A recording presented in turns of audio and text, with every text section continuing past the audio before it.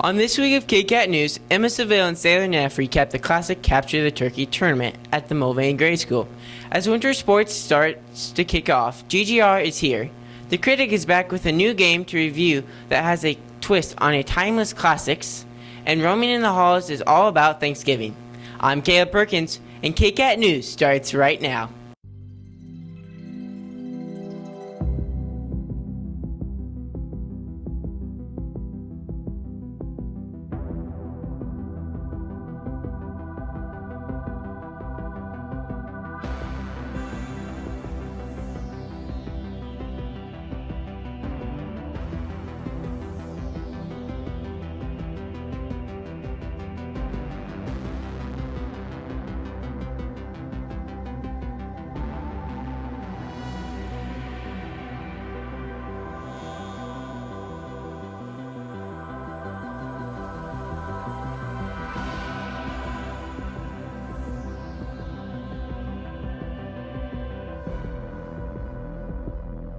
At the Mulvane Grade School, on the last 2 days before fall break, they have a Capture the Turkey tournament.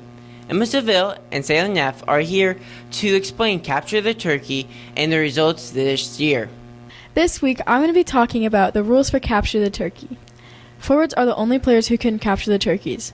They can also rescue teammates from jail and guard turkeys on their side. Defenders may rescue from jail and help defend their turkeys, but may not capture the turkeys. And the guards may not cross the center line unless all of their forwards and defenders are in jail, then they can go rescue them. Their job is to protect the turkeys on their side. On Tuesday, November 26th was the annual Capture the Turkey at the Mulvane Grade School. Every class from 3rd to 5th grade participated. The champions for the 3rd grade was Miss Brownlee's class, for the 4th grade was Miss Nelson's class, and finally for the 5th graders it was Mr. Reichardt's class. Then it came down to the finals in the 3rd versus 4th grade match. Mrs. Nelson's class won. And finally in the 4th versus 5th grade match, Mr. Reichardt's class won overall. Awesome. Alright, so what is your class's team name? Turkey Herders. We are the Turkey Steppers. Alright, have you guys won yet today? Yeah, we won the first round. Awesome. Yes. Turkeys have you two both gotten today? 5. Yeah, I'm pretty sure I got 5 too. Today. I haven't really gotten any, but I'm waiting for the right chance to. Okay, so what's your guys' favorite part about Capture the Turkey? Running. Getting the turkeys. Yeah. Well, we both think it's fun to run. Do you like to run? Nice. This means Mr. Reichardt's class got to go against the teachers in a teachers versus students match. The reigning champions were the teachers, winning 20-14. Congratulations to all the champions. Emma Seville, KCAT News. Thanks, Sailor and Emma. As winter sports is starting up, Gabe has started to talk to all the coaches on what they think their season is going to be like.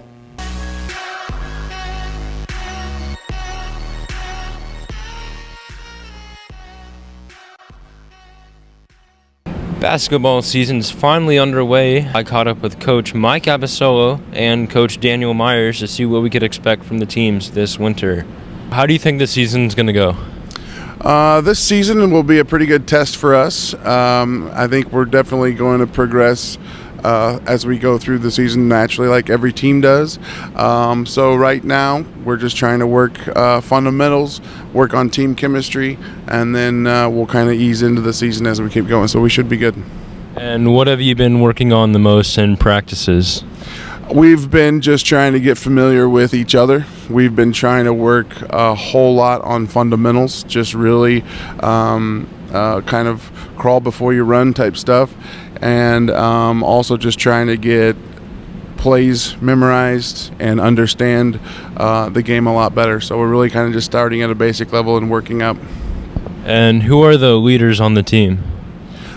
This year we have a really good group. I think at us at the top, from Trey to Gage to Mike Manis, guys like Cannon Smith, Kaiser Janssens. You go down the line and there's really not a guy that doesn't understand the team first and is a part of the group. So it's not really a one-headed monster for us. A lot of our guys from a leadership standpoint are really good about that type of stuff. So it makes our job a lot easier too. And what can the fans or spectators expect from you guys if they come to the games? Play hard. We're going to absolutely play hard. We're going to try to get up and down and increase possessions, and hopefully that'll get us a few wins this season. And are we going to be able to expect any crazy bench celebrations or? I expect our bench to absolutely be involved in the game, be excited in the game, give a lot of energy in the game. So if they came up with some sort of celebration, hopefully it's within the realms of what's legal to do while you're sitting on the bench. But yeah, absolutely. How do you think the season will go? We're looking to our program motto is to take the next step. Last year we struggled scoring points. We're going to try to use our athleticism to create some points in transition. So, we're expecting our girls that are quick and fast to get their hands in the passing lane and go get steals and make layups. We do full court layups every day, so we're hoping to get some of those easy buckets to, put points on the board to make us a better team.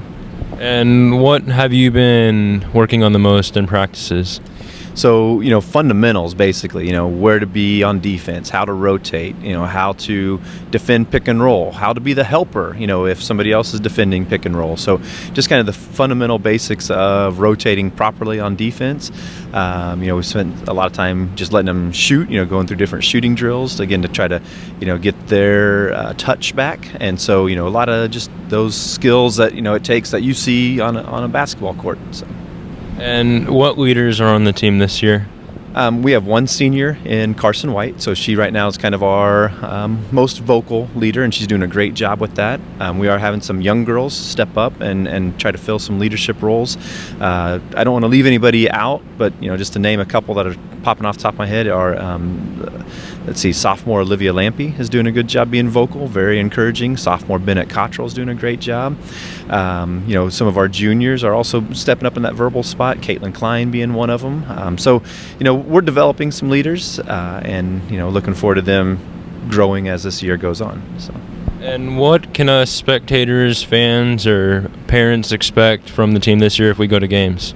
You're going to see a group of girls that plays hard every second of the game. We are going to play like our hair's on fire. That's the one expectation that I have, and that's one thing that they can always control is their effort. And so you're always going to see max effort from us. And right now we have some luxury of having a lot of girls out. So, if they choose not to give max effort, somebody else sitting on the bench probably wants to. So, we're going to be a high effort, high energy team.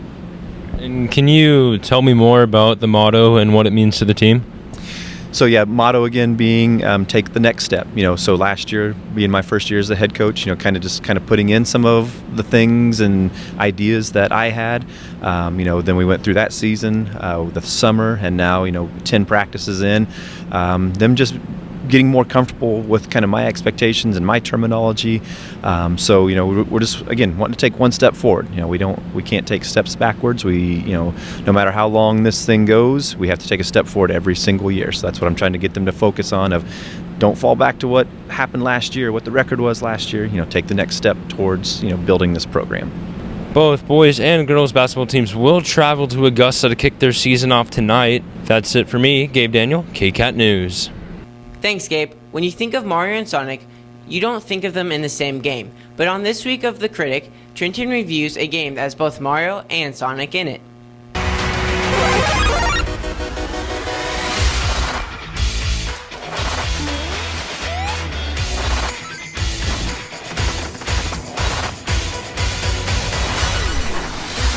Picking up momentum.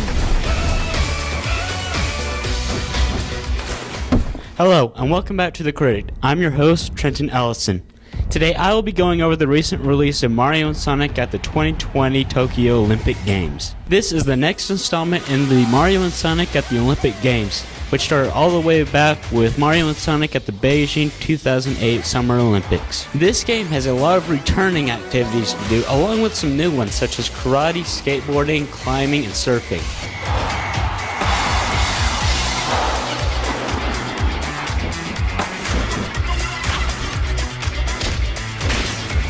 This game supplies a variety of characters from both the Mario and the Sonic franchise. This game is a lot of fun. I like all the new stuff, especially the karate part. That's probably one of my favorite ones, and I'm happy to see all these returning activities too.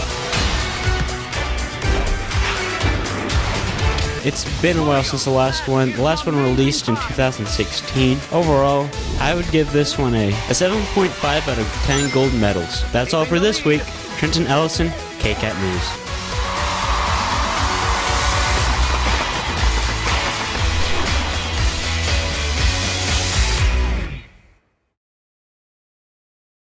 Thanks, Trent. During Thanksgiving, the stereotype is we eat too much, watch football, and maybe get caught up with our families.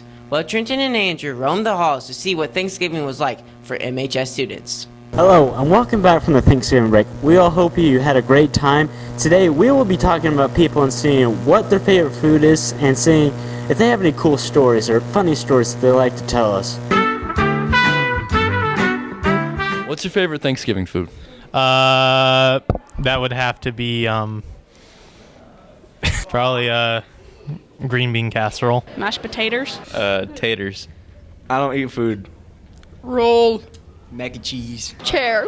You have any interesting stories from Thanksgiving break? Gam got her diaper changed in front of everyone. I fell down the stairs. My aunt's no longer part of the family. My mom, she ate a car. What does Thanksgiving mean to you? Pillaging villages and... It's supposed to be a time for family and friends. Chicken. Watching Detroit lose every year. Mac and cheese. That episode of Roaming in the Halls was a banger. I'm Andrew Gibson. I'm Trenton Ellison. And we'll see you guys next week on KCAT. Have a good weekend. Great job, Trenton and Andrew. Good luck to all the athletic events this week. That's it for KCAT News. I'm Caleb Perkins. Thanks for watching KCAT.